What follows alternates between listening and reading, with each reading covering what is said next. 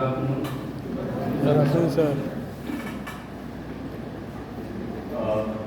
सबसे पहले thank you बोलूँगा डायरेक्टर सर को कि एक अच्छा प्रोग्राम आई थिंक 2 साल बाद हो रहा है। 2 साल में ये कोई प्रोग्राम ऐसा नहीं हुआ है क्योंकि कोविड का भी रीजन था और आप लोग भी एब्सेंट थे, नहीं आते थे। तो एक हम लोगों ने नई शुरुआत किया है इसका और ये कंटिन्यू चलती रहेगी। और सारे एक्सपर्ट आपके टीचर्स भी हैं, सत्या सर हैं, डॉक्टर साहब हैं, बाकी आपके सारे फैकल्टी मेंबर हैं जो काफ़ी इनोवेशन करते हैं। सो आज का प्रोजेक्ट का थीम ये है क्योंकि आई थिंक हम लोग साथ पहली बार मिल रहे हैं, तो ये पूरा वर्कशॉप का थीम ये है कि 3 चीज़ों पर डिपेंड करता है। पहला चीज़ कि आप अपने कॉलेज टाइम में क्लास के साथ साथ खुद का छोटा मोटा इनकम जनरेट करें, अपने पॉकेट खर्चे निकालें, चाहे वो गर्ल्स हो चाहे बॉयज, और कैसे निकालेंगे वो हम तरीका बताएंगे। कॉलेज में रहते हुए, अपने हॉस्टल में रहते हुए, अपने गांव में रहते हुए, ये बहुत ज़रूरी है इस समय। अदरवाइज आप नौकरी जो मतलब पास आउट होने के बाद आप सोचोगे कि हमें नौकरी मिल जाया करते हैं, तो और भी बिगड़ चाहे किसी भी सेक्टर में। दूसरी चीज़, किसमें काम करें, चाहे वो आप सीएस करो, मैकेनिकल को, इलेक्ट्रिकल को, इसी के हो, सिविल के हो, कोई मैटर नहीं करता। मैटर इसलिए करता है कि आपको आता क्या है, आप कौन सा चीज़ जानते हैं, किस चीज़ में एक्सपर्ट है। तो इंजीनियरिंग का मतलब होता है अपने आप को किसी भी चीज़ में एक्सपर्ट बनाना। आपको अगर किसी भी डिजाइनिंग आती है तो उनके लिए किसी भी डिजाइनिंग आनी चाहिए कि आप किसी भी तरीके का किसी भी डिजाइन कर सकते हो। कोई भी अगर देता है कि नॉर्मल स्पेस डायग्राम बना के दिया तो आप कर सकते हो।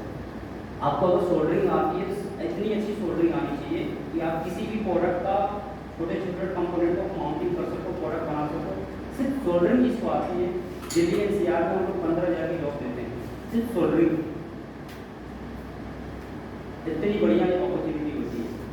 अगर आपको सोलर के बारे में सिर्फ डिजाइन आता है, डिजाइन किसको बोलते हैं, डिजाइन ये नहीं होता कि कोई सॉफ्टवेयर का ऑटो कैड डिजाइन करते हो, उसको डिजाइन नहीं बोलते हैं। डिजाइन हम लोग ये बोलते हैं कि सपोर्टेड इस रूम के अंदर 10 पंखे हैं, 10 लाइट है, एक कंप्यूटर है, एक प्रोजेक्टर है, अगर इसको चलाने के लिए कितने घंटे का बैकअप बिजली चाहिए, ये सारी चीज़ें, इसका आपको एग्जैक्टली कोई फोन पर बोले कि हमको ये चाहिए, बहुत बताओ, आप दे पाओ, वो स्किल बोलते हैं। तो दूसरी बात ये होगी कि आपको स्किल तरीके से करना पड़ेगा। तीसरी बात क्या होगा कि कैसे शुरू करेंगे, क्योंकि कुछ लोग थोड़ा वो जानते होंगे, कुछ लोग नहीं किए होंगे, और कहीं जाने की जरूरत नहीं है, और किसी को पैसा देने की जरूरत नहीं है, ना ही कहीं इंटर्नशिप करके पैसा दे के सर्टिफिकेट देने की जरूरत है। सर्टिफिकेट का जमाना क्या है, आपके कॉलेज के अंदर ही एक इनोवेशन लैब बनाई गई है, तो इसी थीम से बनाई गई है कि आप वहाँ बैठ के रात में भी काम करना चाहें, सबसे परमिशन हम लोग लेते हैं। अगर आप जेन्युइन काम करते हैं तो जैसे मौज करने के लिए रात के टाइम में, रात में करना है, सैटरडे संडे करना है, समर वेकेशन में जब छुट्टियाँ हो जाती हैं, आप गाँव जाते हो, गांव जाने के बजाय आप कॉलेज कैंपस में रह के हॉस्टल में रह के आप कोई प्रोजेक्ट्स बनाते हो, उसके लिए इनोवेशन लैब बनाई गई है। इसीलिए इसका थीम है कि आप बैठना काम करो। अब काम करते समय 2-3 चीज़ों की दिक्कत आएगी। एक तो सामान कि भाई हम ये बनाना चाहते हैं, हमारा सामान की। दूसरा, वो काम करने के लिए स्किल चाहिए कि बनेगा कैसे, कौन सिखाएगा, कैसे बताएगा। और तीसरा, टाइमिंग, कि आपकी क्लास भी बंद ना हो, आपका इंटरनल मार्क्स वगैरह जो भी होता है वो भी खराब ना हो, आप फेल भी ना हो, बैक भी ना लगे, और काम भी चलती है। ये सबका सोल्यूशन हम अभी 1.5 घंटे में डिस्कस करेंगे। और ये एक ऐसा आज एक नया शुरुआत सर की तरफ से हो रहा है, क्योंकि 2 साल 19 और 20 और 21 ये 2 साल में कुछ भी नहीं हुआ इस तरीके से इवेंट्स। उसका बहुत सारे रीजन थे, कोविड था, मेन कोविड ही था, और किसी कॉलेज में नहीं हुआ पूरे यूपी या चाहे इंडिया में। अब स्टार्ट हो रहा है, तो कहीं ऐसा ना लगे कि यार हम बीटेक करने आए, हम कुछ सीखने नहीं, जाने नहीं, और डिग्री मिलने चले गए, हम इंजीनियरिंग की बातें की। मोस्टली लोगों को ये भी लग रहा होगा कि कई तो सेचुरेट हो गए होंगे। तो उसको गैप करने के लिए, क्योंकि हम लोग का ये मिशन है, हम 2016 से इस कॉलेज में हर साल थर्ड सेमेस्टर में ही हम प्रोग्राम चालू कर देते हैं। हम सिर्फ थर्ड सेमेस्टर में हम लोग एक प्रोग्राम करते हैं। जब आप थर्ड सेमेस्टर में जाते हैं, फर्स्ट ईयर में, सेकेंड ईयर में, थर्ड सेमेस्टर में, उसमें हम लोग एक ट्रायल बेस पे इलेक्ट्रिकल, मैकेनिकल, सीएस, आईटी जो भी बच्चे होते हैं, इंटरेस्टेड होते हैं, उनको हैंड्स ऑन 2 या 3 दिन का प्रोग्राम कराते हैं, हैंड्स ऑन कराते हैं। अब उसमें हैंड्स ऑन में बहुत सारे प्रोडक्ट होते हैं, बल्ब से रिलेटेड है, आप खुद बल्ब बना रहे हो, खुद उसके रिपेयर कर रहे हो, दिवाली की लड़ी बना रहे हो, या उसमें ट्री बना रहे हो, कोई पैटर्न बना रहे हो, रिमोट सिस्टम बना रहे हो, कोई सेंसर बना रहे हो, कोई आर्डिनो से प्रोग्रामिंग कर रहे हो, कोई रोबोटिक्स बना रहे हो, ड्रोन बना रहे हो, या आप दिमाग में और भी कुछ है कि फार्मिंग से रिलेटेड कुछ भी होता है, ये हम हैंड्स ऑन कराते हैं थर्ड सेमेस्टर में। और वहाँ से ये चेक करते हैं कि कितने ऐसे बच्चे हैं जो इस तरीके इस साइड में जाना चाहते हैं, इधर टेक्नोलॉजी की तरफ, इनोवेशन की तरफ, और कितने ऐसे बच्चे हैं जो सिर्फ ये है कि हमें पढ़ना है, गेट की कोचिंग करनी है और पीएससी या इधर उधर करके यूपीएससी की तैयारी करना, उनको अलग हो, क्योंकि हर कोई टेक्नोलॉजी में नहीं जाता, हर कोई इधर नहीं जाता। ये दो हम सेग्रीगेट करते हैं हम लोग। उसके बाद फिर उनको अपना प्लेटफॉर्म देते हैं। उस प्लेटफॉर्म को कई सारे फायदा है। अगर जो R&D लैब में काम करता है बच्चा, तो उससे ना हम लोग कोई पैसा लेते हैं और ना ही आपको अगर कोई सामान बनाने की चाहिए कि आपको मान लो 1 लाख का कोई आपको पैसा चाहिए, 1 लाख रुपये, और आपके पास कोई बढ़िया आइडिया है, वो आइडिया बनने के बाद कहीं जाकर सेलेक्ट हो जाता है, तो उसकी भी पैसे आपको पूरा मिल जाएगा। आपको अपने जेब से लगाने की जरूरत है। जेब से सिर्फ दिमाग से क्या लगा, आप अपने से क्या दिमाग लगाना और टाइम देना और 2 चीज़ें देती है। अगर ये भी नहीं दे पाओगे तो फिर बेकार। तो इसी के थीम से हम लोग एक नया शुरुआत कर रहे हैं अप्रैल मंथ में। और आज के प्रोग्राम की बात ये होगा कि आप फाइनल ईयर में हो या थर्ड ईयर में। अब जो थर्ड ईयर में ये ना सोचिए कि 1 साल बचा है, आप सोचिए कि आप हो गया कंप्लीट। अब आप प्रिपरेशन करो अपने करियर बनाने की और प्लस नौकरी में जाने की। और जो फाइनल ईयर में उनको तो ये पता कहानी, अब तो बस नौकरी पकड़ना, काम सीखना। तो अब प्लान हम लोग का ये था कि इस प्रोग्राम के बाद हम इसको प्रॉपर कुछ प्रोग्राम्स कराएंगे कॉलेज कैंपस के अंदर, जिसमें पर्टिकुलर अलग अलग सेक्शन के हों। कुछ इंटर्नशिप वर्क भी कराएंगे। जैसे हमारी कंपनी मोस्टली इंटर्नशिप वर्क में क्या करती है, सामान भी देगी आपको, आप काम अच्छा कर रहे हो, प्रोडक्ट बना रहे हो तो कुछ पेरोल भी देगी, मतलब कुछ पैसा भी हम पे करते हैं आपको, जिससे आपका इनकम जनरेट कैंपस में रहते हैं कुछ चीज़ें बना। तो ये पूरा मॉडल होता है। तो बेसिकली मैं थोड़ा सा कुछ प्रोडक्ट्स इसलिए लाया था क्योंकि प्रैक्टिकली आपको लगे कि भाई हम जब पढ़ाई करते हैं डायोड ट्रांजिस्टर एम्पलीफायर का ये पढ़ते हैं, नहीं पढ़ते हैं, इसको यूज कहाँ होता है, कौन खरीदेगा, कैसे अप्लाई करते हैं, तो उसके बारे में हम थोड़ा डिटेल जाएंगे। आई थिंक प्रोजेक्टर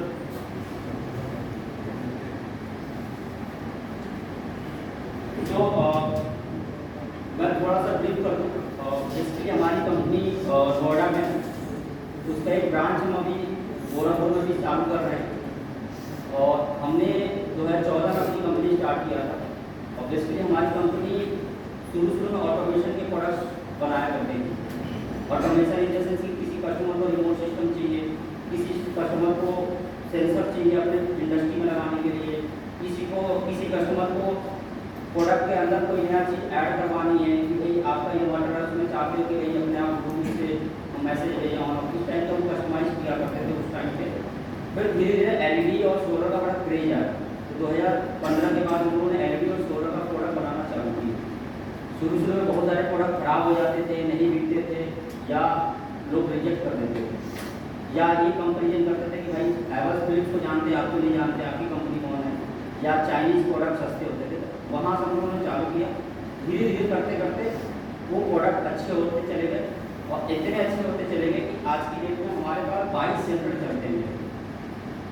उसमें 8 सेंटर उत्तराखंड के अंदर चलता है, 2 जेल के अंदर चलता है, एक अलीगढ़ जेल के अंदर चलता है, एक गौतम बुद्ध नगर ग्रेट नोएडा के अंदर चलता है जेल। अभी दिखाऊँ कि जेल के अंदर कैसे काम चलता है, कैसे कैदी जेल के अंदर प्रोडक्ट बनाते हैं, उसका भी आइडिया बताऊँगा। जो सेंटर्स हम बताते हैं असेंबली यूनिट हमारे, वो हर जिले के अंदर हमारा चलता है। उसमें हम लोग क्या करते हैं कि जो भी इंडियन प्रोडक्ट्स हैं जो हम चाइना से मंगाते हैं, वो प्रोडक्ट वो गाँव के अंदर तैयार होते हैं। जैसे एलईडी बल्ब है, लड़ी है, डेकोरेटिव आइटम्स है, जैसे आपने देखा होगा शादियों में सजावट होती है, अब कार की सजावट है तो उसको भी लाइट से कैसे सजाते हैं, ये सब चीज़ें हम गाँव के अंदर तैयार करवाते हैं। उसमें हम गवर्नमेंट के साथ काम करते हैं। गवर्नमेंट में MSME आपने नाम सुना होगा। उसके बाद ODOP यूपी गवर्नमेंट की स्कीम होती है जिसको 1 डिस्ट्रिक्ट 1 प्रोडक्ट बोलते हैं।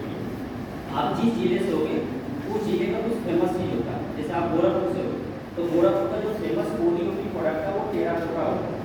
आप अगर आप देवरिया से हो तो वहाँ सजावटी आइटम है, अगर आप कुशीनगर से हो तो वहाँ पे केले का प्रोडक्ट होता है। केले के कैप बनते हैं, केले के चप्पल भी बनते हैं, केले के जैकेट भी बनते हैं।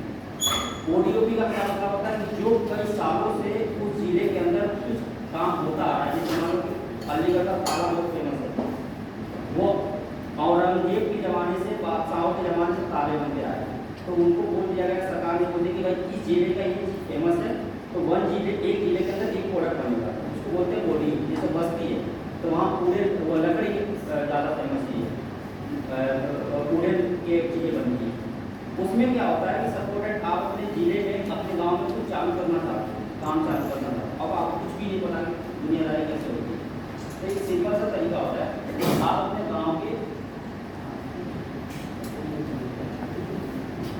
अपने गाँव के वीडियो से मिलिए। वीडियो से ये बोलिए कि साहब हम अपने गांव के अंदर एक छोटा सा काम स्टार्ट करना चाहते हैं, खुद और 2-4 और लोगों को लेकर। वो 2-3 स्कीम बताएगा।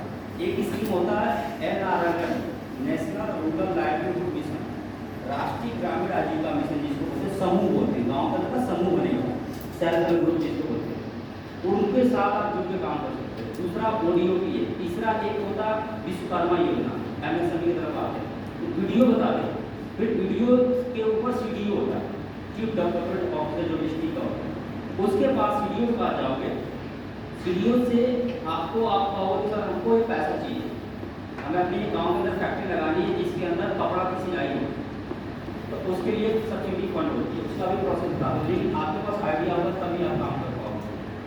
अब इसमें जो समूह के साथ हम लोग करते हैं, जैसे मैं कुछ आपको दिखाता हूँ, ये जैसे नॉर्मली ये प्रोडक्ट है,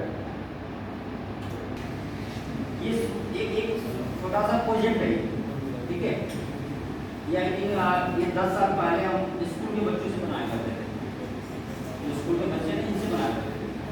अब ये छोटा सा ये प्रोजेक्ट है, इस प्रोजेक्ट में क्या है, नॉर्मली क्लीन करने वाला पार्ट, बट कोशिश ये करिएगा आगे से कॉलेज के अंदर जो आप प्रोजेक्ट्स बनाते हैं, वो प्रोजेक्ट्स ना बनाकर ना प्रोडक्ट बनाइए,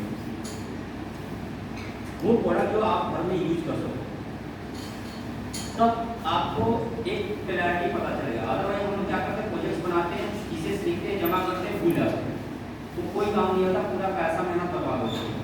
तो नॉर्मल हम प्रोडक्ट बनाइए जिसका कहीं यूज हो। जैसे हम रोबोट्स बहुत सारे बनाते हैं, लेकिन रोबोट आपको बता दूँ, जैसे एक छोटा सा ये रोबोट, जापान ने 1960 में ये ऐसे रोबोट बना दिए कि अगर मैं कोई चीज़ मंगा रहा हूँ तो रोबोट खुद लेकर आ रहा है, वो उस समय की बात कर रहा हूँ। अभी हम लोग बहुत पीछे हैं, मतलब हम लोग कुछ पता ही नहीं है टेक्नोलॉजी। मैं ये सारी चीज़ें क्यों दिखा रहा हूँ, अभी गवर्नमेंट की स्कीम आई है, कुछ साल 3-4 महीने पहले मोदी ने बोला था कि खिलौना बनाइए। भारत एक ऐसा देश है जहाँ पर 97% खिलौना हम खरीदते हैं चाइना से। हमारे देश में खिलौना नहीं बनता, हमारे देश में खिलौना लकड़ियों में बनते हैं, लकड़ियों में जो होते हैं ना छोटे छोटे बजाने वाले, टक्कर करने वाले, टेक्नोलॉजी बेस्ड खिलौना कोई नहीं बनाता। तो ये छोटे छोटे खिलौने, सिंपल IR मोटर लगा के खिलौने बना के आपकी